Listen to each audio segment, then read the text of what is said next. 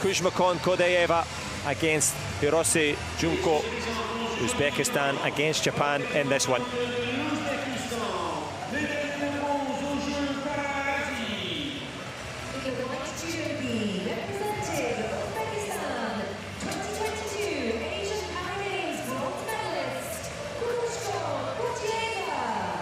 Kumushkhon Khodjaeva, the 27-year-old from Tashkent, has looked very accomplished today. She'll need all of that in this one. Yeah, she will need it all because they're both on great form.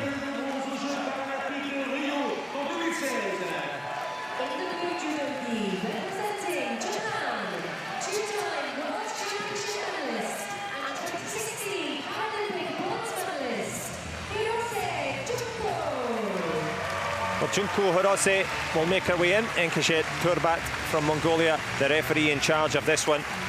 But of course, coming in, Hirose Junko, helped in there by her coach and her husband, Haruka Hirose. So very much a family affair in this one. All thoughts of family and familiarity are finished.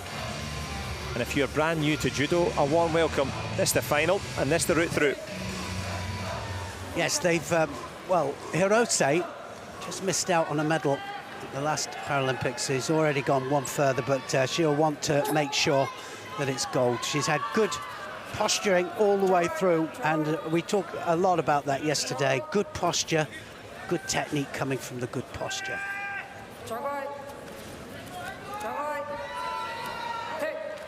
Jogai, the call from the referee. They're on the edge of the mat. For their own safety, they're brought back in. Yeah, they're a bit more lenient on the edge with the J1, J2 athletes than they are, you know, with Olympic competition, because it's they're 2 feet out and it's immediate penalty. There's not so many immediate penalties given here. So some of them, of course, can't hear. So that can be a problem because then the referee has to touch to bring them back. Trying to bring back points early. Hirose Junko will be stood up. As you rightly point out there, Neil Adams saying if they have a red dot on the back of their judo gi, that means they are completely blind. The yellow dot means that they may also be deaf. Both of these athletes have some field of vision, and they've been categorised as such. But the big category now, the chance to go for gold. Yes, just the odd time. 1 or 2 of the athletes have got a red and a yellow, so they're blind and deaf. So that obviously is difficult for the referee to manage sometimes. The referee has to be there and at the right place at the right time.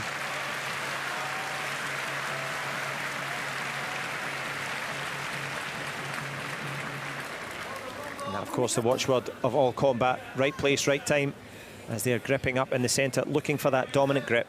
Yeah, the dominant grips are so important. Everything stems off the grips in judo. People say, well, why the thick material? Why the kimono, as it's called? But the reason is that we have so much control through that. And you can feel it when somebody grabs you and they start to move in a direction. You kind of feel the danger. And that's why we say it's the fear factor sometimes that gets an opposite reaction and can get you going one way. We were talking about that before we came on air as well. Just about faking one way, going the other way. And sometimes, you know, it can be very easy using your own partner's momentum against themselves.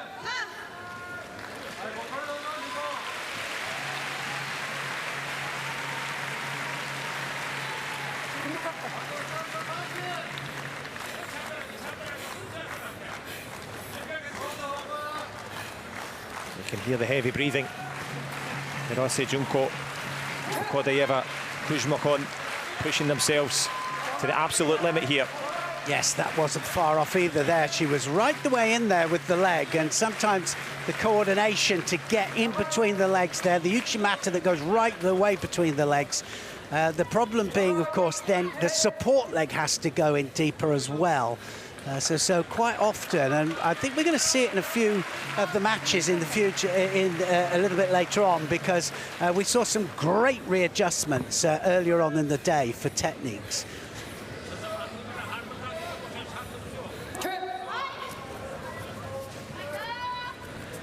as you say, Neil.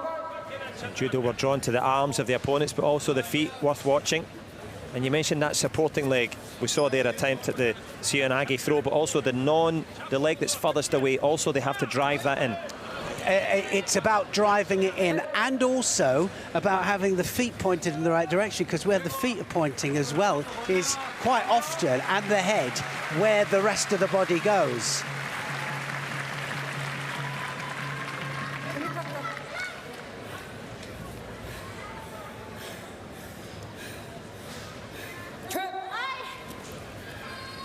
This is a left against right stance as well. That can make a difference. Not so much, actually, visually impaired or J1, J2, because they start gripped up. Oh, that's going to be it. That's Ippon. Oh, what a beauty that was. Very low, Seotoshi there. She went very, very low. It might have been Taitoshi. We'll have a look at the technicalities of it. When she went right the way across there, and that bridging action, don't look at the bridging action. That bridging action there meant that she landed on her back. And it also means she lands the Paralympic Games title. It will be confirmed, of course, for Ippon. A huge throw from Hirose, and it was heroic from Hirose here. And just a smile now, the relief, the joy, the confirmation now. The Paralympic champion, Owl in blue from Japan. Hirose Junko, all smiles. They were breathing heavily, Neil. They were working, they were going back and forward. Yeah, they were. In the end, a moment of clean skill. Just absolutely pure skill. Got the hands in the right place. The lapel hand and the sleeve hand, everything working together. And having both the hands working together is absolutely imperative, because you need them both working together. You certainly do. Speaking of working together, husband and wife combining for this title moment here. Yes, very, very low. Taitoshi it was, and she sprung up off that extended leg there, and even though it was very, very low, sometimes when the knee goes down, that's when it becomes Seotoshi, but she sprung up there, and then it was the hands that polished it all off. Wow. And those hands will have the gold medal and the Paralympic title. Magical moments in the women's under 57 kilogram J2 grouping.